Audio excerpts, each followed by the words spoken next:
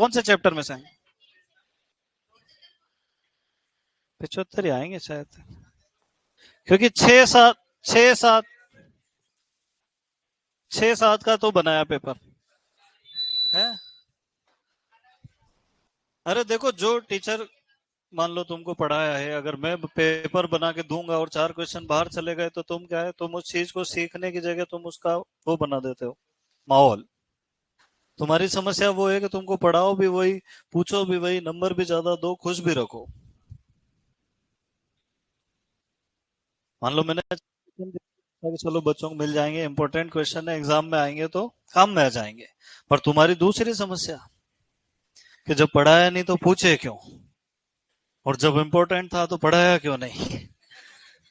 तो फिर हमको वो वकीलों से पाला पड़ जाता है, इसलिए चलो जो पढ़ाएंगे वही पूछेंगे। चले आगे। चलिए, नमस्कार दोस्तों, मैं सुमन शर्मा एक बार फिर स्वागत करता हूं आपका रॉयल इंस्टीट्यूट के। बोला तो करो, थोड़ी एनर्जी रखो यार, हैं इतने नौजवान लोग हो तुम। बीज विज्ञान पढ़ रहे थे हम लोग, कहां तक पहुंच गए? पृथक्करण दूरी निपटा दिया। चलो, अब देखो, अपन ने दो चीजें यहाँ पर पढ़ी। एक तो अंकुरण पढ़ा, अंकुरण के बारे में सारी चीजें पढ़ दी। दूसरा शुद्धता पढ़ा, और शुद्धता के बारे में भी सारी चीजें पढ़ी। अब अपन पढ़ेंगे बीज का वास्तविक मूल्य। क्या पढ़ेंगे बेटा? वास्तविक मूल्य। देखो, इसको समझना अलग है और इसको याद अलग करना है ना। याद करना तो बहुत ही आसान रहता है हमेशा जीवन में, इसलिए जो जो टीचर याद करवाते हैं वो सब ऐसा लगता है कि ये सर पढ़ाते हैं सब समझ में आ जाता, और जो टीचर तुमको समझाने जाता है तो तुमको ऐसा लगता है बाप रे ये कहाँ जा गए। रटवाने में तो क्या है, मैं लिख दूं कि बेटा देखो, एक होता है, क्या होता है? वास्तविक मूल्य। क्या होता है? क्या होता है? 3 बार बुलवा दिया, फिर लिख दो यहाँ पे कि वास्तविक मूल्य, रियल वैल्यू, बराबर अंकुरण प्रतिशत गुणा शुद्धता प्रतिशत बटे 100। और एक सवाल करवा दो तुमसे कि यदि बीज का अंकुरण 90% है, कितना है, और शुद्धता 80% है, तो वास्तविक मूल्य होगा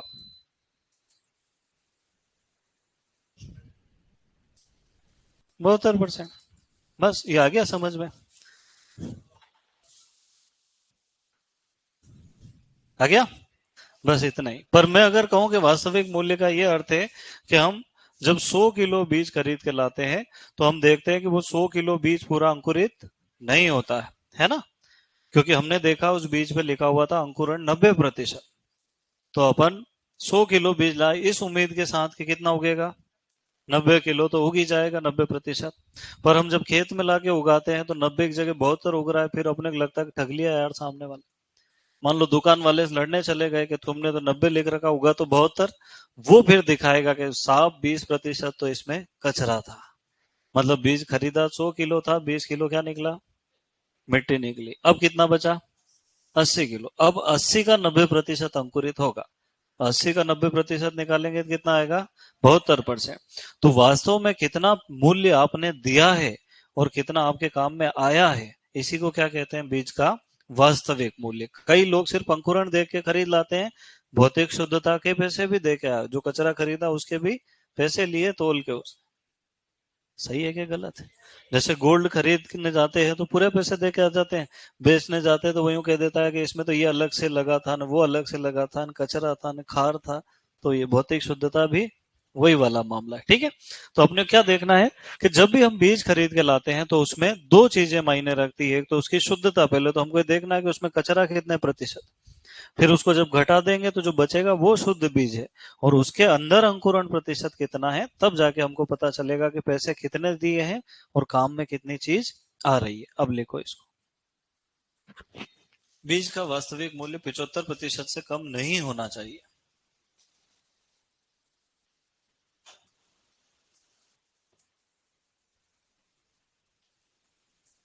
तुमको ऐसा तो नहीं लगता है कि सर बहुत हमको डांटते रहते दिन भर है?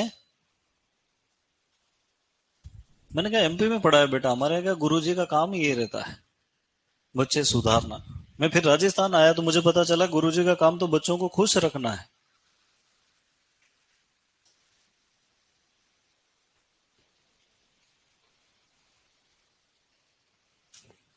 यहाँ अलग ही सिस्टम है। यहाँ कोई आदमी की चाल सही नहीं हो, उससे वो अपने से पूछे भाई मैं कैसा चलता हूँ, तो बोले तू तू चलता है बिल्कुल सलमान खान की तरह, तो वो खुश रहेगा। और उससे कह दो कि तू अगर ये पैर थोड़ा सा सीधा रख के चलता ना बेटा, तो जिंदगी में ज्यादा सफल होता। बोले आदमी सही नहीं है यार। यहाँ किसी में सुधार करो, वो आदमी अपने खिलाफ खड़ा हो जाता है। बोले अभी मैं बताता हूँ आपको। खैर ठीक है, कितने ही सुधार कर लो, आदमी सुधरने वाला नहीं। कृष्ण भगवान आके समझा गए तुमको, भगवान बुद्ध, महावीर, गुरु नानक देव, ईसा मसीह सूली पे लटका दिया लोगों ने। उन्होंने किसी क्या नुकसान किया था, समझा ही तो रहे थे। भगत सिंह भी नहीं रहे। मेरी भी तबीयत खराब चल रही, तुम्हारा होगा क्या इस दुनिया में? चलो लिख लिया बेटा। तो बीज का वास्तविक मूल्य किससे कम नहीं होना चाहिए। अब देखो, यहाँ हम पढ़ते हैं कि कपास और भिंडी में 65% तो अंकुरण ही होता है खाली।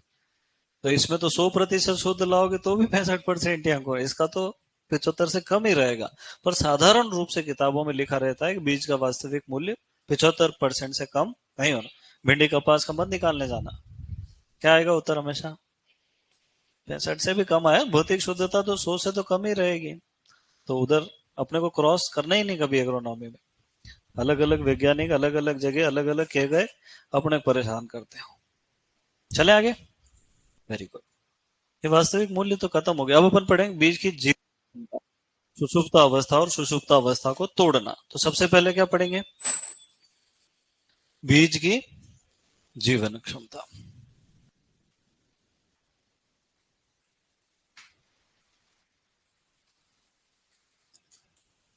जब मैंने शुरू शुरू में पढ़ाना शुरू किया ना, तो मुझे कुछ नहीं आता था, किसी को भी नहीं आता है। मैं सेकेंड ईयर में तो था, आवाज ही नहीं आ रही। अरे भगवान, ये हो रहा है, नई समस्या पैदा हो गई दुनिया। अब आ रही है भाई साहब, ये फिर टूटा करेगा यार। और कभी कभी तो इसकी कुछ, तो जब मैंने शुरू में पढ़ाना शुरू, मुझे क्या किया कि एक ऐसा पन्ना दे दिया कि इसको यहाँ से यहाँ तक पढ़ाना। मैंने कहा तो 8 ही लाइन है। बोले 1 घंटे तक पढ़ाना है। यार बहुत कठिन काम है, 8 लाइन 1 घंटे कैसे पढ़ाना। फिर उन्होंने मुझे तरीका बताया कि जाना है यहाँ लिखना बीज की जीवन क्षमता। क्या लिखा है बेटा, अब देखो यहाँ क्या लिखा है, बीज की जीवन क्षमता। तो अपने काम की चीज बीज की नहीं, अपने काम की चीज क्या है, जीवन और क्षमता। बीज की जीवन क्षमता लिखा, इसलिए यहाँ क्या लिख दिया, सीड। अंग्रेजी में तो वाइबिलिटी एक शब्द है, पर जब उसका हिंदी करते हैं तो दो टुकड़े निकलते हैं, एक जीवन, दूसरा क्षमता। फिर क्या होता है कि एक बीज रहता है, क्या रहता है बेटा, इसके अंदर अपन ने पढ़ा भ्रूण पोष रहते हैं, पर काम की चीज क्या है, भ्रूण। तो ये भ्रूण अगर जिंदा है, इसका मतलब इसकी जीवन क्षमता अभी बाकी है।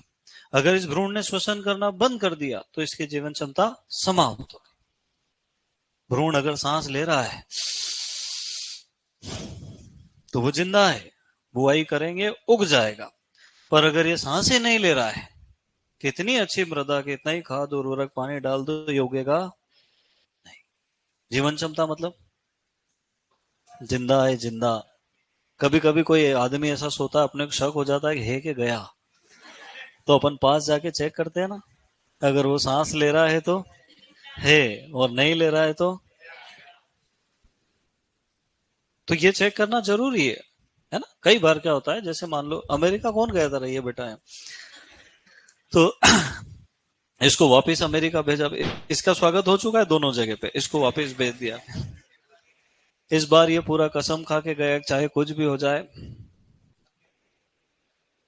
सीधे काम की बात करेंगे। ये उतरा, इसके जैसी भी ये पीछे के रास्ते इस बार, हाँ, वो सब छोड़ दिया, ऑटो लेके सीधे निकला गोडाउन की तरफ। वहां जाके फोन लगा रहा, खोलो इसको। ये गया, फटाफट नमूना लिया, होटल में आया, लपेटा लपेटी करा, टॉवेल में डाला। और वो दरवाजा बजा रहा है, सर खाना खा, लेकिन नहीं खाना, उपवास है मेरा आज। 1 दिन हो गया, 2 दिन हो गया, 3 दिन हो गए, 4 दिन हो गए, 5 दिन हो गए। उन्होंने दरवाजा तोड़वाया, पुलिस बुला, अरे शक हो जाए आदमी, 5 दिन दरवाजा ही नहीं खोल रहा, अंदर ही बुलवा रहा सब खाना पाना। फिर उन्होंने पूछा क्या करो, बोले अंकुरण परीक्षण। उन्होंने फिर इसका स्वागत किया कि मेरे बाप, ये अमेरिका -10 डिग्री टेम्परेचर है, खरीफ की फसलों को 30 से 35 चाहिए, अंकुरण कैसे होगा।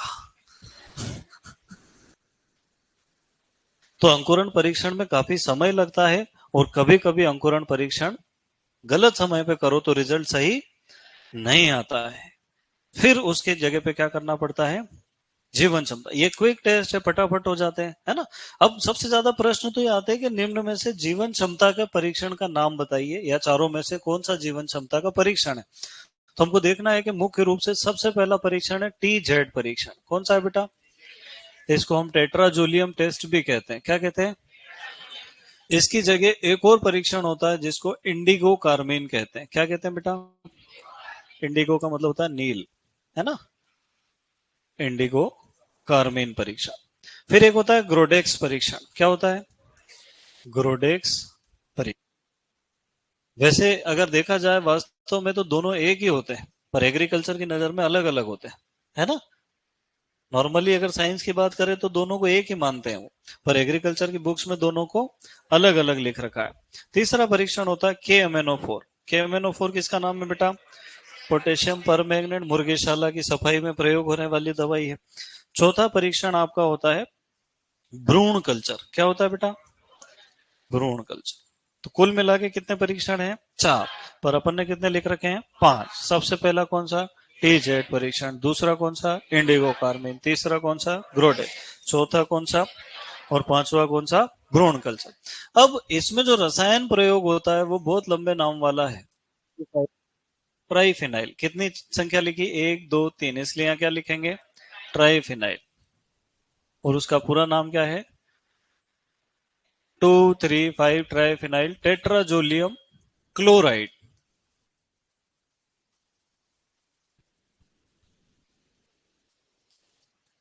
कौन सा परीक्षण है बेटा, 2,3,5 ट्राइफिनाइल टेट्राजोलियम क्लोराइड। कई एग्जाम में खाली फुल फॉर्म ही पूछा है, 1,2,4 triphenyl, 2,3,5 diphenyl, tetrazolium chloride, tetrazolium bromide. खाली ये इधर का उधर करते हैं और अपने को कंफ्यूज कर देते हैं। आपको ये ध्यान रखना है कि जो टेट्राजोलियम है ये पानी की तरह दिखने वाला एक रसायन। कैसा दिखाई देता है, पारदर्शी। 1 लीटर पानी लेना है, 2 इंजेक्शन भर के टेट्राजोलियम डालना, 10 ml। कितना डालना है, 1% का घोल बनता है। 100 ml में 1 ml 1%, 1000 ml में 10 ml 1%, बना लिया घोल। अब 100 बीज लेना है। अच्छा, बीज का नमूना रैंडम लेते हैं कि छांट छांट के, रैंडम लेना है ना। नमूना हमेशा यादृच्छिक आंख बंद करके ले लेना चाहिए, क्योंकि आंखें खुली रहेगी तो हमारी आंखें चयन करने के लिए बनी। अच्छे अच्छे बीज छांट लेंगे, रिजल्ट ही गलत आएगा। तो कैसे लेना है नमूना, हमेशा बंद बोरे में ही वो घुसेड़ देते हैं, देखा तुमने। हाँ, फिर नमूना लेते हैं, 100 बीज लेना है, इसके अंदर डुबा देना है। वैसे तो आधे घंटे में रिजल्ट देना शुरू कर देता है, कितनी देर में। अच्छा रिजल्ट चाहिए तो 8 से 10 घंटे तक डुबा के रखना है। किसको डुबाएंगे, बीजों को। अब जो बीज श्वसन कर रहे थे, जब इन बीजों को बाहर निकाला जाता है, टॉवेल से पहुंच लिया जाता है और बीच में से काट लेते हैं। वो डॉक्टर ऑपरेशन करने वाली बात है ना, देखिए तुमने, ब्लेड दुनिया में सबसे तेज वही रहती है। उसे काट लेते हैं और देखते हैं जो बीज लाल या गुलाबी हो गए, इसका मतलब वहां ऑक्सीजन थी, वो श्वसन कर रहे थे। अब तो मार दिया तुमने, काट दिया बीज, है ना। जिन बीजों का परिवर्तन नहीं हुआ, रंग में कोई भी परिवर्तन नहीं, वैसे के वैसे ही निकले, इसका मतलब वो थे ही नहीं, वो तो जा चुके थे, सिर्फ खाना बचा था। तो वास्तव में बीज और दाने में क्या अंतर है, कि बीज का भ्रूण हमेशा जीवित अवस्था में होता है, वो श्वसन करता रहता है। दाने का जीवित हो भी सकता है, नहीं भी हो सकता। गेहूं अगर आटा बनाना हो तो कोई भी चलेगा, पर अगर उगाना हो तो उनके भ्रूण का जिंदा होना आवश्यक है। और वो जिंदा होने का परीक्षण क्या कहलाता है, जीवन क्षमता परीक्षण। ठीक है, कैसे करेंगे, कुछ समझ में आया। कौन सा रसायन प्रयोग करेंगे, कितने प्रतिशत लेंगे। कम हो तो ½ % लेते हैं, पर जब भरपूर मात्रा में अवेलेबल हो तो 1% टेट्राजोलियम लेंगे। उसके अंदर क्या करेंगे, बीजों को, ठीक है, घुमा देंगे, डूब जाए वो। कितनी देर के लिए, 8 से 10 घंटे। फिर क्या करेंगे, जो लाल या गुलाबी हो गए वो जिंदा थे, जीवनक्षम थे, स्वस्थ नहीं, कैसे थे, जीवनक्षम थे, श्वसन कर। जो कलर नहीं बदला वो मर चुके थे। फिर इसका फॉर्मूला बनाओ, देखे कैसे बनाएंगे। जीवन क्षमता प्रतिशत बराबर, ये तो सब दूर कॉमन है। नीचे क्या लिखे, नमूने में बीजों की संख्या। ऊपर क्या लिखे, जीवित बीजों की संख्या। पर यहां जीवित तो बोल ही नहीं रहा बीज के मैं जिंदा हूं, तो रंगीन लिखना पड़ेगा। और रंगीन को हिंदी में कहते हैं अभिरंजित। रंगीन उर्दू भाषा का शब्द है, हिंदी में क्या कहते हैं, अभिरंजित। तो अभिरंजित बीजों की संख्या है ना, बटे नमूने में बीजों की संख्या गुणा 100। अगर मान लो मैंने 100 बीज लिए और 98 रंगीन निकले, तो जीवन क्षमता प्रतिशत कितना हो गया, 98%। अगर मैंने 50 बीज लिए और 30 बीज रंगीन निकले, 60%। खाली प्रतिशत ही निकालना है, यही नहीं आता अपने को। काम की चीज ऊपर लिखो, कुल नीचे गुणा 100, यही करना है। ठीक है। कौन सा रसायन प्रयोग करते हैं बेटा, ज्यादातर कितने प्रतिशत प्रयोग करते हैं, 1%। अच्छा, कोई पूछ ले कि टेट्राजोलियम परीक्षण करने के बाद कैसे पता चलेगा कि बीज जीवित है, और जीवित से ज्यादा अच्छा शब्द कौन सा है, जीवन क्षम बीज। कैसा हो जाता है बताओ, लाल या गुलाबी रंग हो जाता। यार तुम इतने इंटेलिजेंट खतरनाक लोग हो, हैं? इसका मतलब कि तुमको आज तक अच्छे टीचर मिले नहीं जिंदगी में, हैं? कि तुम्हारा बचपन था, तुमने ध्यान ही नहीं दिया पढ़ाई में। दोनों कारण हो सकते हैं। कई सारे इंटेलिजेंट लोग हैं जो सही समय ध्यान नहीं देते, फिर बकरियां चराते हैं। ये लाल लाल दिख रहे हैं सब कैसे, जिंदा बीज है ना। देखो,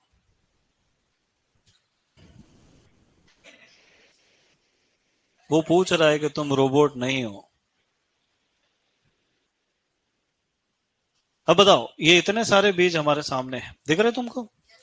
अब इनमें से जिंदा किसको मानेंगे, ऊपर वाली लाइन में एक को भी नहीं मानेंगे, इतना भी नहीं मानते, बोले ये तो बहुत ही कमजोर है, ये पहली दूसरी क्लास में मर जाएगा। कौन सा वाला, ये भी है, ये जबरदस्त जिंदा है, ये भी जिंदा है, ये भी थोड़ा जिंदा है, बाकी सब कमजोर है ना। देखो ये लिखा A B C D and group not viable seed F G H, ये भी नहीं मान रहा, वो तो कोई से भी नहीं मान रहा। देखो,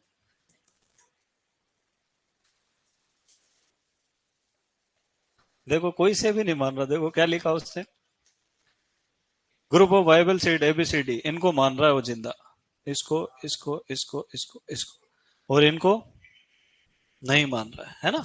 खैर ये सब लैब के टेस्ट में अपनी आंखों के सामने दिखते हैं, तभी समझ में आते हैं कि जिंदा है कि नहीं है ना। ऐसे बुलबुले छोड़ने लग जाते हैं, बाकी सब मरे हुए। तो कलर परिवर्तन से, रंग के परिवर्तन से जीवन क्षमता का परीक्षण कौन सा टेस्ट कहलाता है। अच्छा, इस इंडिगो कार्मिन रसायन का प्रयोग करेंगे तो जिंदा बीज कैसे हो जाएंगे बेटा, नीले रंग। ये नील का परीक्षण है तो नीले रंग के हो जाएंगे, बस इतने ही अंतर है। तो अब प्रश्न आता है कि ग्रोडेक्स परीक्षण क्या है। तो लगभग टेट्राजोलियम टेस्ट को ही ग्रोडेक्स कहते हैं, पर दो एक किताबों में ऐसा लिखा है कि 2,3,5 ट्राइफिनाइल क्लोराइड की जगह पे ब्रोमाइड लिखना। क्या लिखना है, चलो भगवान बचाए, नाम याद नहीं करना पड़ा डबल से। अच्छा, इसको क्लोराइड परीक्षण भी कह सकते हैं और इसको ब्रोमाइड परीक्षण भी। कभी कभी शॉर्टकट में लिखता है कि जीवन क्षमता का परीक्षण किया जाता क्लोराइड परीक्षण से, ब्रोमाइड परीक्षण से, इंडिगो कार्मिन से, सभी से। अब मान लो मैं नहीं बताऊंगा, तुम क्या लगा के आओगे, इंडिगो कार्मिन, फिर फैल जाओगे रायते की तरह।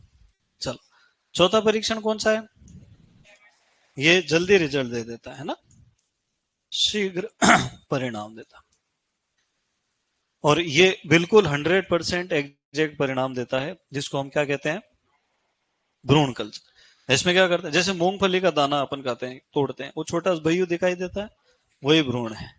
वैसे बीजों के भ्रूण निकाल लेते हैं, प्रयोगशाला में एक एक भ्रूण उगा के देखते हैं 100 में से कितने उगे। तो जो बहुत ज्यादा महंगे या कीमती बीज होते हैं उनके जीवन क्षमता का परीक्षण काय से करते हैं? भ्रूण कल्चर से। लिख लो। एक लाल पेन दे दो रे यार, कोई उधार। तुम दोनों एक से काम चला लोगे? सिर्फ पेन तक ही ध्यान रखना।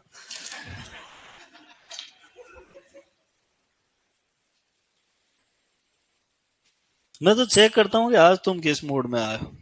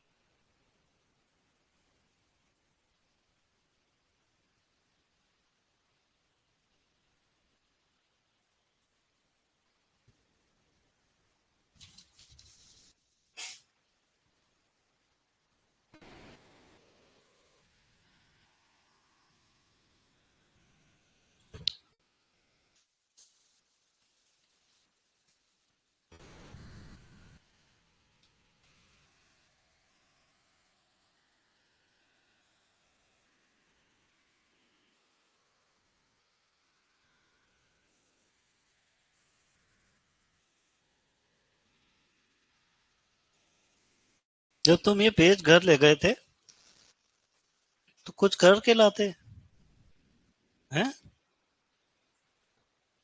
कुछ एक दो करके लाए, बाकी तो बहुत खतरनाक मामला है।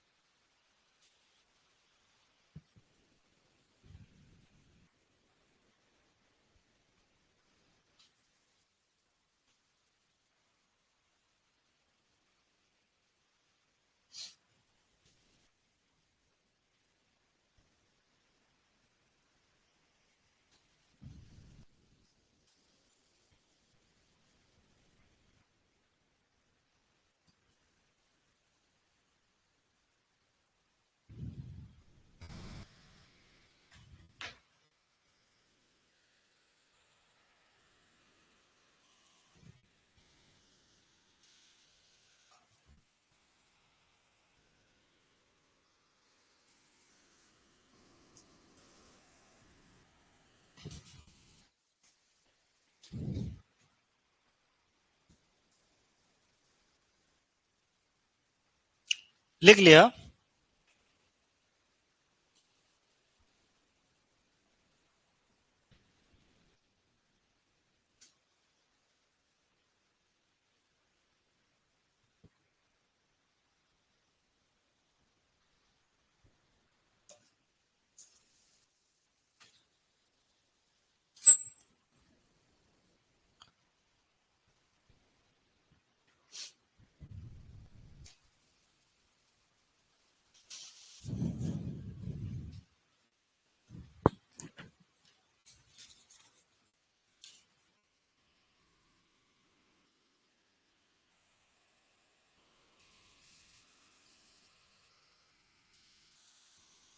लिख लिया? चले आगे।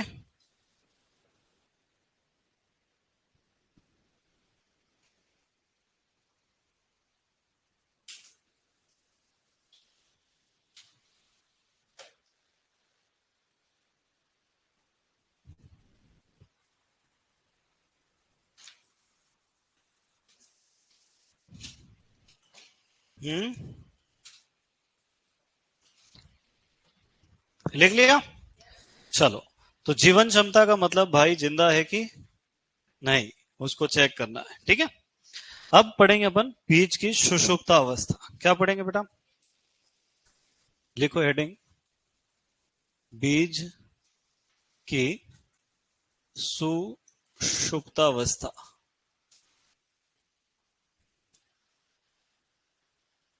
अंग्रेजी में लिखेंगे सीड डोरमेंसी।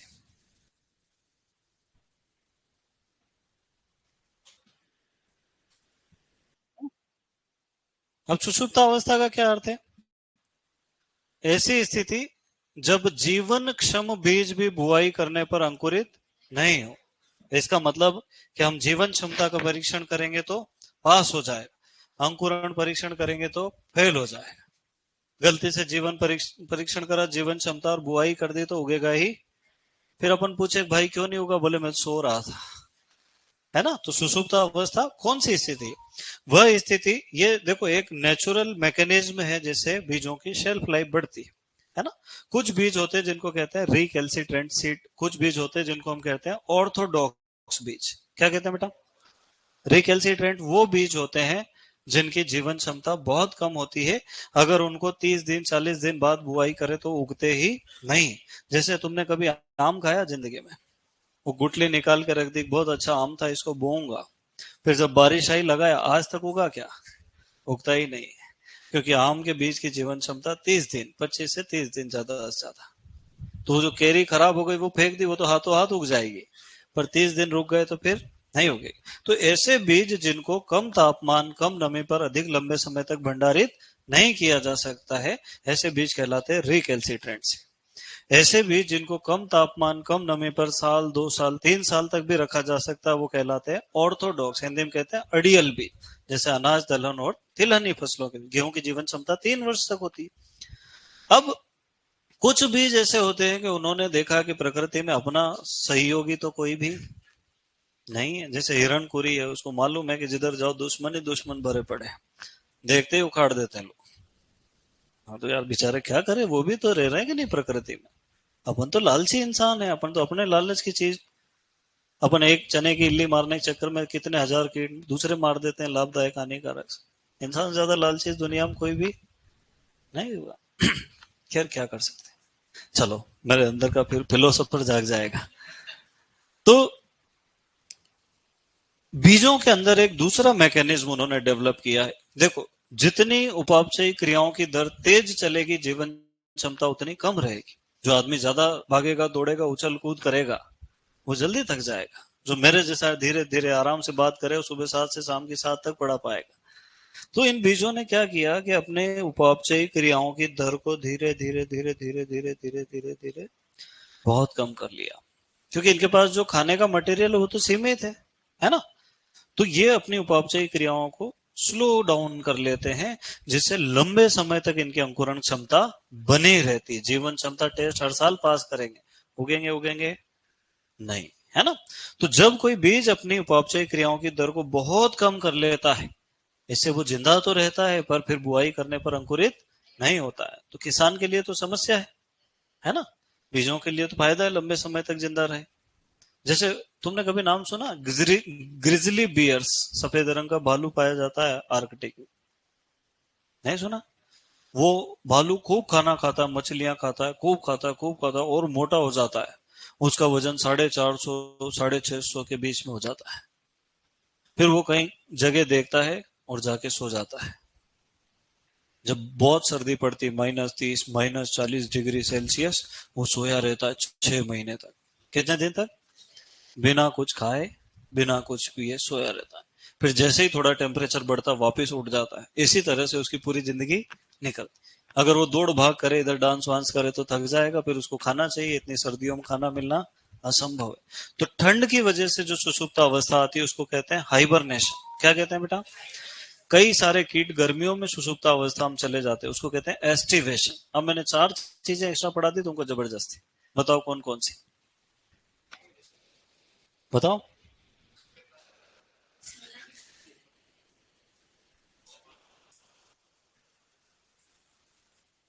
रिकैल्सिट्रेंट बीज।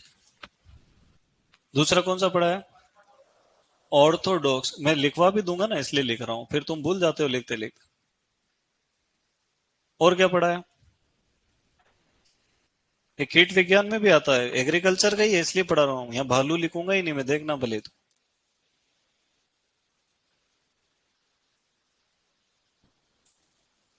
तो सुषुप्त अवस्था की बात करें, सुषुप्त अवस्था तीन प्रकार की होती है। कितने प्रकार की होती है? अपने 12th की बुक में लिखा है कि सुषुप्त अवस्था तीन प्रकार की होती है। उनका यूं कहना है कि एक जो सुषुप्त अवस्था होती है वो होती है प्राथमिक सुषुप्त अवस्था, दूसरी जो होती है उसको क्या कहते हैं? द्वितीयक सुषुप्त अवस्था, और तीसरी का नाम उन्होंने लिखा बलक्रम।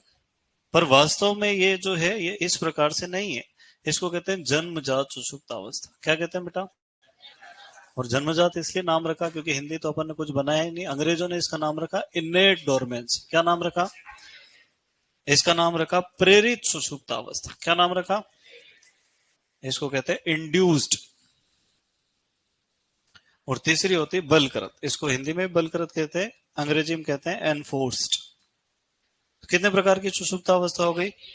अगर ध्यान से देखें तो इसके नाम में ही सब कुछ छुपा हुआ। जन्मजात का मतलब पैदाइशी गुण, कुछ बच्चे एबले ही रहते हैं, वो अस्पताल में पड़े पड़े पड़ोसी के बच्चे को मारते रहते हैं, है ना? तो जन्मजात सुषुप्त अवस्था बीजों में उनका गुण पाया जाए। जैसे आलू है ना, आलू जब उगेगा ना 4 महीने तक अपन आलू की खुदाई करेंगे, आज बुआई करो 4 महीने तक उगेगा ही नहीं, फिर तो घर में पड़ा पड़ा उगने लग जाता है। तो वो सुषुप्त अवस्था क्या कहलाएगी? जन्मजात। गुच्छेदार फैलने वाली मूंगफली में सुषुप्त अवस्था पाई जाए, संकर धान में वानस्पतिक सुषुप्त। तो ऐसी बहुत सारी सुषुप्त अवस्थाएं हैं जो अपन पढ़ा ना, धान में, संकर धान में वानस्पतिक सुषुप्त अवस्था, है ना, वेजिटेटिव डोरमेंसी पाई जाए। तो प्राथमिक सुषुप्त अवस्था खास करके पैदाइशी गुण है। जैसे किसी का कठोर बीज चोल होता है, मैंने भिंडी का उदाहरण भी बताया था तुम। सबसे अच्छा उदाहरण है इमली का बीज। इमली देखा तुमने? इमली का बीज आज बुआई कर दो अगले साल उगेगा। तुम सोचोगे ये क्या सिस्टम है यार। उसका छिलका इतना कठोर है कि जब तक उसका विच्छेदन नहीं होगा अंदर पानी जा ही नहीं सकता, और जब तक अंदर पानी नहीं जाएंगे आगे का कार्यक्रम आगे बढ़ेगा ही नहीं। तो 1 साल तो उसका छिलका डिकम्पोज होने में लगता है, अगले साल वो 1 साल में उगाना तो उसको यूं घिस दो पत्थर पे, व्हाइट व्हाइट दिखने लगे बुआई कर दो। सही साइड से घिसना, गलत से मत, भ्रूण मार दिया घिस घिस अभी उग जाए 15 दिन के अंदर, है ना? तो ऐसे बीज जिनमें कठोर बीज चोल पाया जाता है उनकी सुषुप्तावस्था क्या कहलाती है? प्राथमिक, जन्मजात या इननेट डोरमेंसी। दूसरी होती है द्वितीयक सुषुप्त। बीज तो उगने के लिए तैयार था, खेत तक भी चले गया, पर उसको लगा कि यार मामला कुछ ना कुछ तो गड़बड़ है।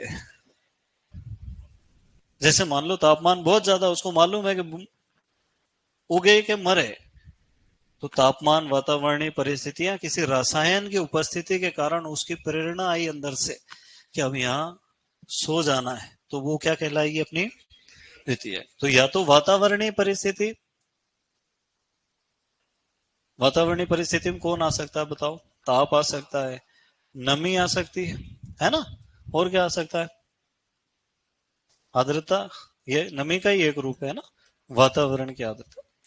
तो जितने भी वातावरणीय परिस्थिति अगर उनके कारण बीज ने फैसला ले लिया कि अब सो जाएंगे, नहीं उगेंगे, तो ये क्या कहलाएगी? इंड्यूस। या तो कुछ रसायन, जैसे मुझे एक आध का नाम बताओ, इसको पहचानते हो? एब्साइसिक अम्ल सुषुप्त अवस्था को प्रेरित करने वाला हार्मोन। अच्छा, प्याज में अंकुरण को रोकने के लिए मैलिक हाइड्रोजाइड, तो ये रसायन सुषुप्त अवस्था को प्रेरित करते हैं, है ना? तो अगर किसी रसायन या वातावरणीय परिस्थितियों से आई तो वो क्या कहलाएगी? प्रेरित। तीसरी होती है बलकृत सुषुप्ता। इसके बारे में अभी ज्यादा रिसर्च किया नहीं साइंटिस्ट ने, उनका कहना है कि मुख्य रूप से किसमें पाई जाती है? खरपतवारों में पाई जाती है। जैसे मान लो कोई खरपतवार का बीज है, वो फुल मूड में है कि इस साल उगेंगे ही उगेंगे, और किसान ने ग्रीष्मकालीन गहरी जुताई करी, वो बेचारा ऊपर था, उसको डाल दिया 30 सेंटीमीटर नीचे। अब उसने ऊपर देखा और सोचा कि कोशिश करके उग भी गए तो ऊपर तक पहुंच, अच्छा चलो सो जाते हैं। कब तक? जब तक वापस ऊपर नहीं आ जाए। और एक खरपतवार है जंगली जय, उसमें ये तीनों ही सुषुप्त अवस्था पाई जाती है। अब तुम लिख सकते हो, क्या लिखोगे? सब लिखो एक साथ।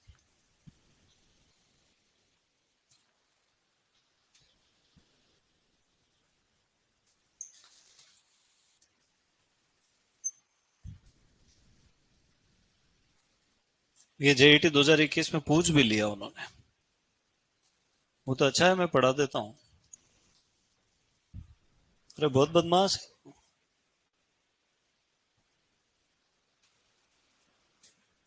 सीयूटी वाले तो इतने बदमाश है, वो इंडिया में 2 4 5 कोचिंग के नोट्स पढ़ते हैं, फिर पेपर बनाते हैं। एनटीए एनटीए से ज्यादा बदमाश इस दुनिया में कोई हुआ ही नहीं आज तक।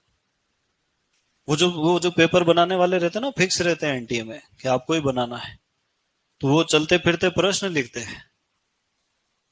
समझ रहे हो, उनसे कोई चर्चा हो गई, कोई बात हो गई, वो उसको नोट डाउन कर लेते हैं। अपने पता ही नहीं रहता है कि ये एनटीए का आदमी था।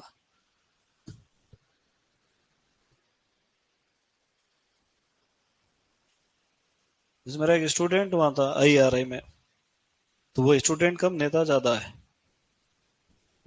तो उसका फोन आया कि बोले सीयूईटी और जेईटी में कोई अंतर है क्या? मैंने कहा 2 4 टॉपिक का अंतर है यार। बोले कौन कौन से? तो मैंने बताया बीज विज्ञान जेईटी में है, सीयूईटी में नहीं है। ऑर्गेनिक फार्मिंग जेईटी में, सीयूईटी के सिलेबस में नहीं लिखा है। फिशरीज भी नहीं है। 2025 में डाल दिए सब। मैंने कहा, ये क्या करा रहे आप? बोले अब पढ़ाओ आराम से।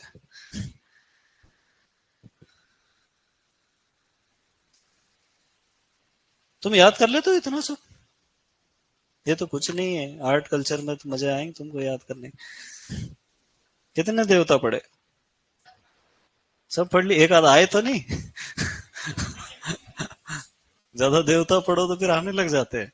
अभी गौरी चल भी रहा माहौल।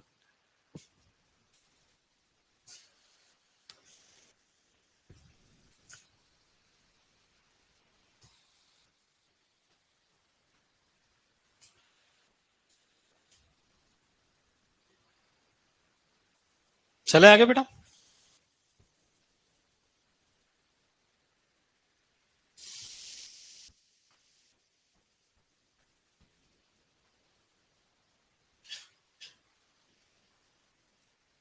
तुम 12वीं में थे तब एंड्रॉइड मोबाइल आ गए थे क्या? नहीं, जब एंड्रॉइड मोबाइल नहीं थे तब बच्चों की जिंदगी बिल्कुल अलग थी। है ना, वो एक लोहे का पहिया बनाते थे, उसको रात भर लुढ़काते रहते थे, दिन भर लुढ़का। एक मोटरसाइकिल का पुराना टायर लिया, एक डंडा लिया और देख खट खट खट। साइकिल में भी इधर से टांग फंसाते थे कैंची में। पेड़ पे पकड़म पकड़ाई खेलते थे, कलाम डाला। कुएं में। अब सारे बच्चे मोबाइल में ही खेलते हैं, जो भी खेलते हैं। उनके चश्मा लग गया, वो खिसक जाता है, फिर ऊपर कर। चलो लिख लिया क्या? चलो अब आगे इसमें 4 एक्स्ट्रा पॉइंट लिखना है अपने को। सबसे क्या लिखेंगे पहले? रिकेल्सिट्रेंट बीज। अब इसकी हिंदी मुझे नहीं पता यार, क्योंकि हिंदी की किताब में ऐसा कुछ लिखा ही नहीं रहता। एग्रीकल्चर में हिंदी किताब, एक ढंग की किताब लिखी थी लास्ट में आईपीएस अहलावत ने। उसके बाद किसी ने भी नहीं लिखी। है ना? वो भी बहुत पुरानी, 1986 के आसपास लिखी, मैं पैदा ही नहीं हुआ था। और मार्केट में जो सस्ती किताबें मिलती है ना, इनके चक्करों में मत पड़ना, बर्बाद हो जाओगे।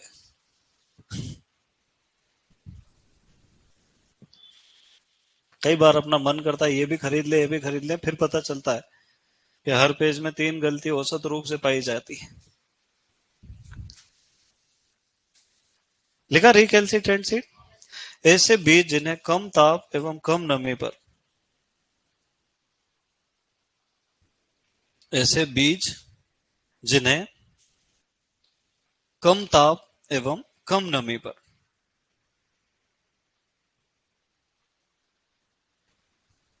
लंबे समय तक भंडारित नहीं किया जा सकता।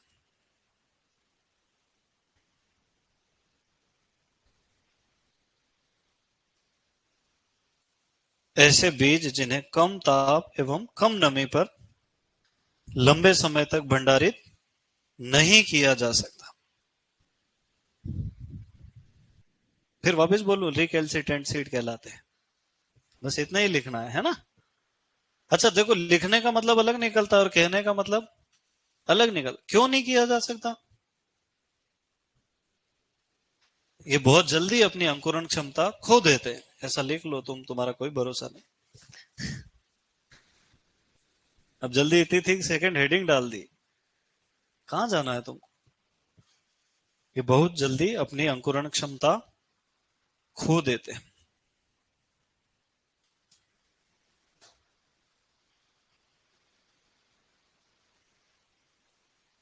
जैसे फल एवं सब्जियों के बीज,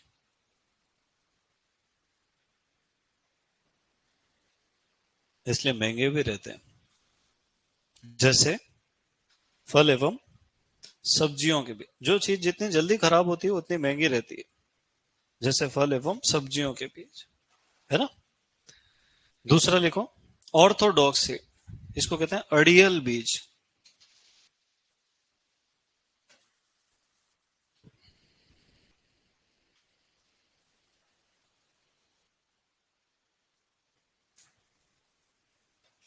ऐसे बीज जिन्हें कम ताप एवं कम नमी पर लंबे समय तक भंडारित किया जा सकता है, नहीं हटा के ऊपर वाले ही लिखना है। ऐसे बीज जिन्हें कम ताप एवं कम नमी पर भंडारित किया जा सकता है।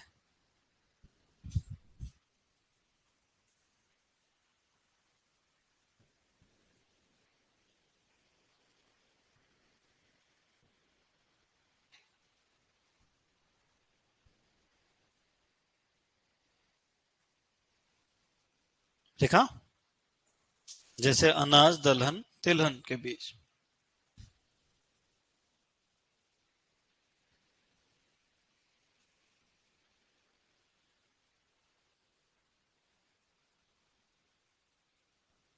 अच्छा, हिरणखुरी में कितनी सुप्त अवस्था होती है? तुमने पढ़ लिया ना खरपतवार, कि अभी नहीं पढ़ा? 50 से 60 वर्ष। बथुआ में कितनी होती है? वैसे नॉर्मली 20-30, पर कभी कभी एक्सट्रीम कंडीशंस में 40 साल तक भी देखी गई। कमल के बीजों में 1000 वर्ष की सुषुप्त अवस्था पाई जाती। अच्छा, एक बीज वो मार्केट में आता है, तुमने देखा, वो दुकान पे मिलता है, किराने की दुकान पे। उसको ऐसे किसी भी चीज पे रगड़ो और दूसरे को चिपका दो, उसके हाथ जल जाता है। क्या कहते हो तुम उसको? हाँ, गठार गिटार क्या कहते हो? अरे सर, ग्रे कलर का आता है, वो दिखता पत्थर जैसा, पर वो बीज है। उसका बीज चोल इतना कठोर है। हाँ, उसको घिसते हैं टेबल पे और पड़ोसी को चिपका देते हैं, है ना। तो ऐसे कठोर बीज वाले बीजों की जीवन क्षमता सैकड़ों सालों तक हो सकती। चलो आगे चले। अगला लिखो, हाइबरनेशन।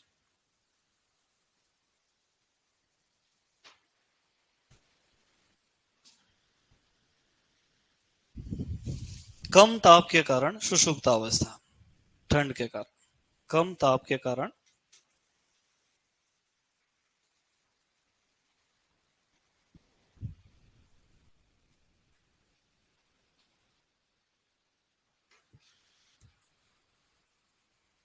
कम ताप के कारण सुषुप्त अवस्था। फिर दूसरा लिखो, एस्टिवेशन।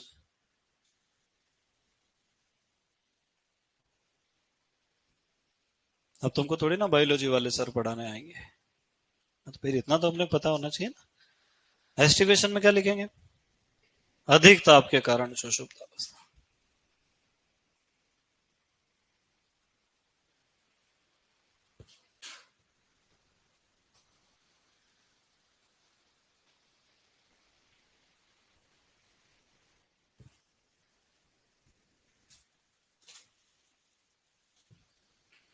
लिख लिया। अब हम लिखेंगे सुषुप्तावस्था को तोड़ना।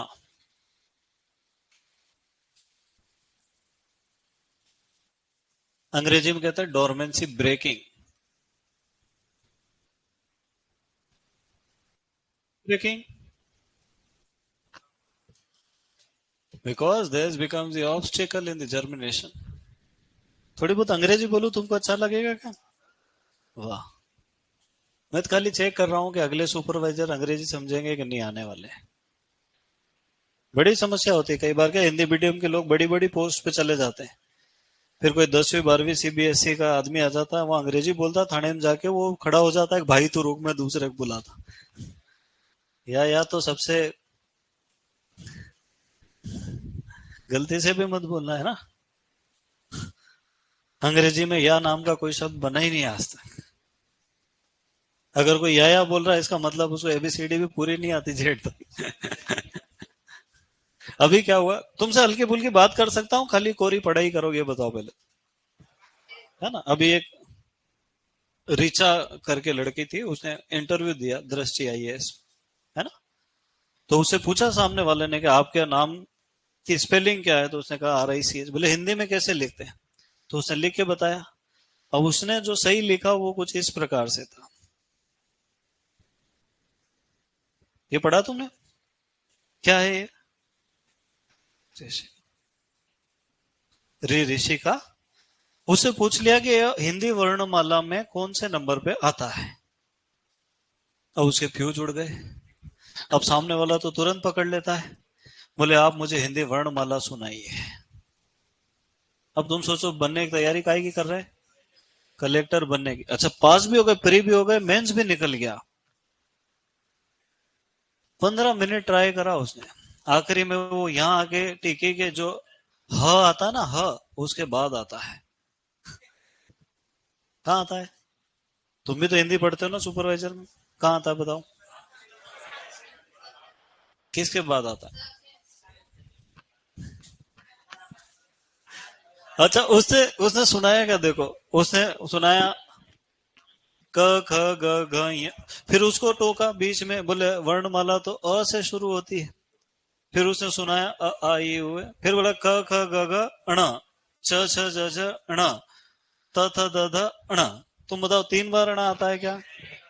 खेल ही खत्म हो गया। उससे बोले देवी पहले जाके ये पढ़। उसको सोचो कितना कॉन्फिडेंस लूज होता अगर ऐसी जगह उलझ जाओ। तो हमेशा तैयारी मजबूत रखना है ना। कोई एबला टीचर अगर उसने सुपरवाइजर में पूछ लिया ना,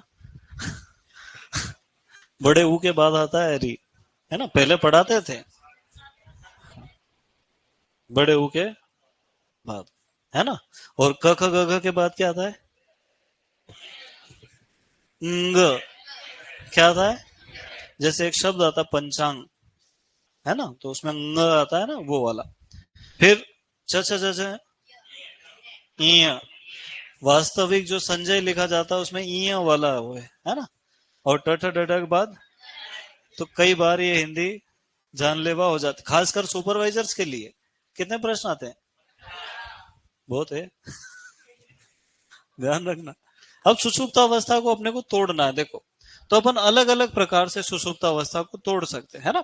जैसे सबसे पहला जो उपाय है उसको कहते हैं स्कैरिफिकेशन। क्या कहते हैं? हिंदी में तो खुरचना लिख देते हैं। क्या लिख देते हैं? खुरचना। अंग्रेजी में क्या कहते हैं? स्कैरिफिकेशन। स्कैरिफिकेशन मतलब स्कार बनाना। मान लो मैं ऐसे नाखून जोर से ऐसे घिसूं तो क्या होगा? निशान बने, है ना। वो जो घाव बनेंगे उनको स्कार्स कहा जाता है। तो जो कठोर बीज चोल वाले बीज है उनको ऐसे घिसा जाता है। वो सैंड पेपर आता है वो जंग घिसने के लिए, देखा, रेगमाल कहते हैं उसको, है ना। ऐसे घिसना कभी उसको एक बार, है ना। तो या तो उसमें, या तो वो एक रेतड़ी आती है, फॉइल कहते हैं अंग्रेजी में। ऐसी एक स्केल जैसी आती है, उसमें ऐसे ऐसे निशान कटे, है ना। तो इन दोनों से घिसा जाता है। पर इसको मैं दो भागों में बांट रहा हूं, एक यांत्रिक स्कैरिफिकेशन जिसको कहेंगे मैकेनिकल, और एक होता है रासायनिक। H2SO4 में कपास के बीजों को डुबाने से अंकुरण बढ़ जाता है क्योंकि बीज चोल मुलायम हो जाता। तो कितने प्रकार का हो गया बेटा? दो प्रकार का। एक हो गया भौतिक और एक हो गया। अब कोई आपसे पूछे कि रासायनिक स्कैरिफिकेशन यानी रासायनिक खुरचने में किसका प्रयोग किया जाता है? H2SO4। ये बीज छोल को कमजोर बना देता है, गला देता है ना। कई सारे रसायन है जिनको बीजों में डुबाने से अंकुरण का प्रतिशत बढ़ जाता है। कपास में डीलिंटिंग पढ़ा ना तुमने? अभी तो क्रॉप खत्म करके गए ना हरिओम सर कॉलेज। तुम अलग अलग हो क्या?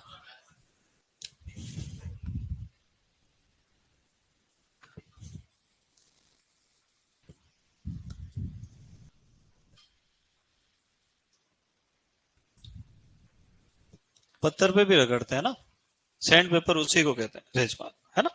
तो जो कठोर बीज चोल वाले उनके लिए तो कौन सा उपाय किया जाता है बेटा? उनको घिस दो। अभी इमली वाला बताया था ना मैंने तुमको, वो यही है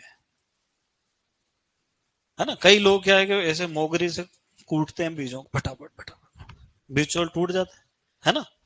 जल्दी उग जाता, ज्यादा अंकुरण होता है ना। जैसे भिंडी के बीजों को भी अगर अपन थोड़ा सा प्रेस कर दे, तोड़ना नहीं है क्योंकि कई बार पूरा पानी घुस जाता है, भ्रूण डूब के मर जाता है। है ना, थोड़ा सा प्रेस कर दो, कहीं से उसमें एक आध खरोच आ जाए बस, बाकी पानी अपना रास्ता खुद बना। दूसरा होता है रासायनिक उपाय। अब रसायन में एक तो अपन ने पढ़ा कि GA3 जो होता है, इसको क्या कहते हैं, ये सुषुप्त अवस्था को तोड़ता है कि नहीं तोड़ता है। इसके अलावा पोटेशियम नाइट्रेट, ये एक उर्वरक है, नाम सुना कभी तुमने, 44% पोटेशियम, 13% नाइट्रोजन, है ना। इसका अगर 1 से 3% घोल लेंगे, कितना लेंगे, तो ये तुरंत सुषुप्त अवस्था को तोड़ देता।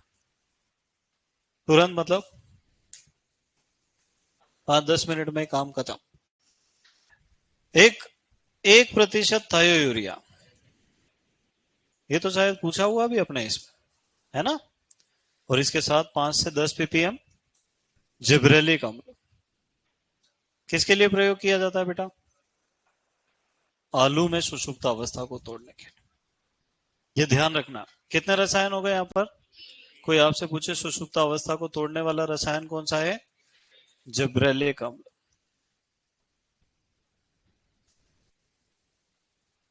चलो, अब क्या बात आई तीसरे नंबर की।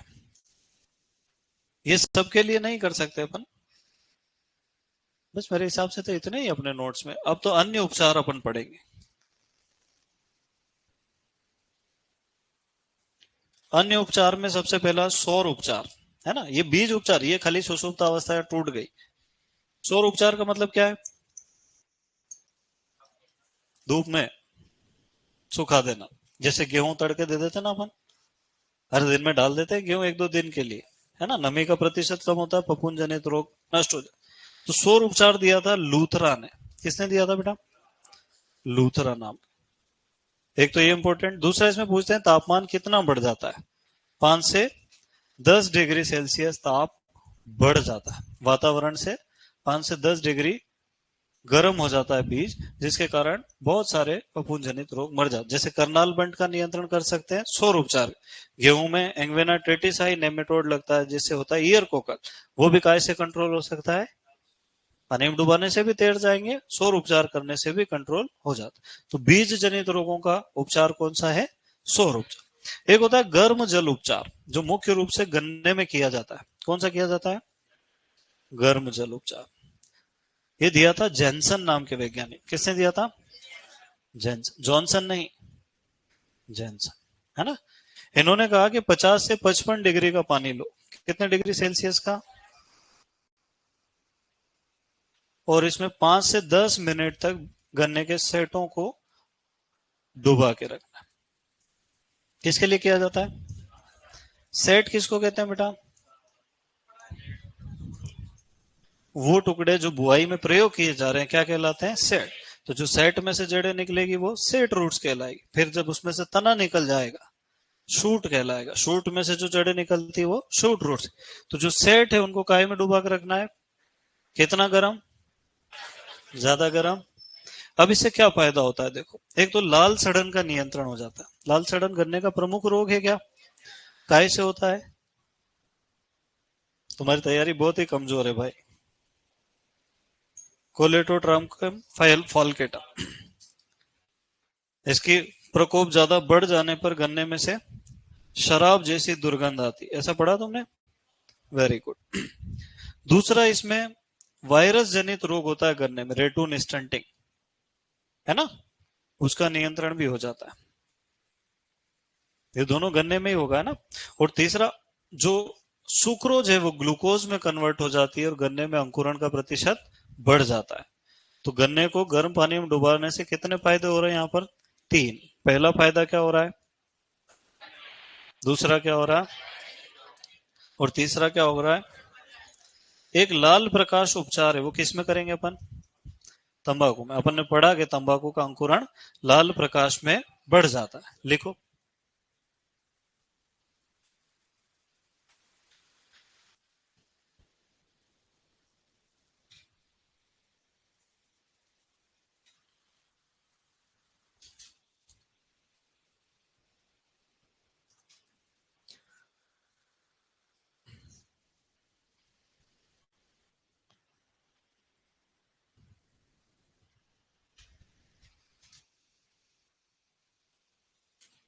मैटर कम तो नहीं पड़ रहा तुम्हारे, ज्यादा? बता देना है ना। हालांकि तुम बता भी दोगे दूसरे ज्यादा पढ़ लेंगे।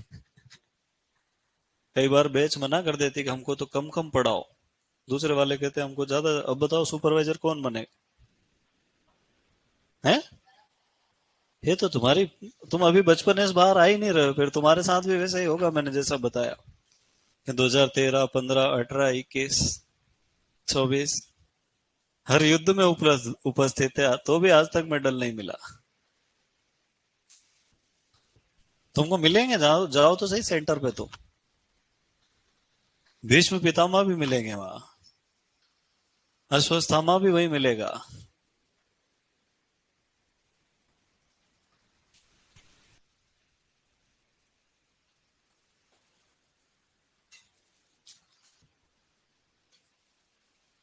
चलो अभी बस आखिरी स्लाइड है, अब बाकी कल पढ़ेंगे। 2-3 दिन का और मैटर बचा है, और तुम कहो तो खींच के पढ़ा देता हूँ, सुपर फास्ट।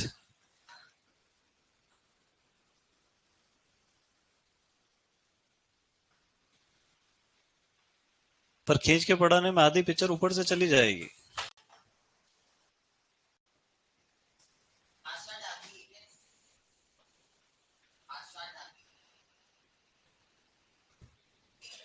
पूछ तो ऐसे रहा वो बालक जैसे वो सब कोई जानता है। क्या क्या, बहुत खतरनाक जनरेशन है। कहाँ से आते हैं लोग?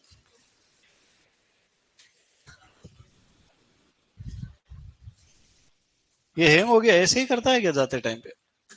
छोटू,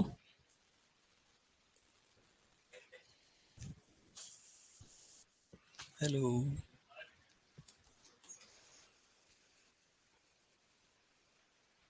अब नहीं होगा। कौन सी भेज है तुम्हारी? है? 3, 4, 5 लिख रहा हूँ मैं तो यहाँ, तुम देख लेना। है? अरे ऑनलाइन में जुड़ी हुई है 3 पेज, पता है तुमको? फिर तुम्हारी स्थिति भी वैसे ही है जैसे वो पूछ रहे हैं।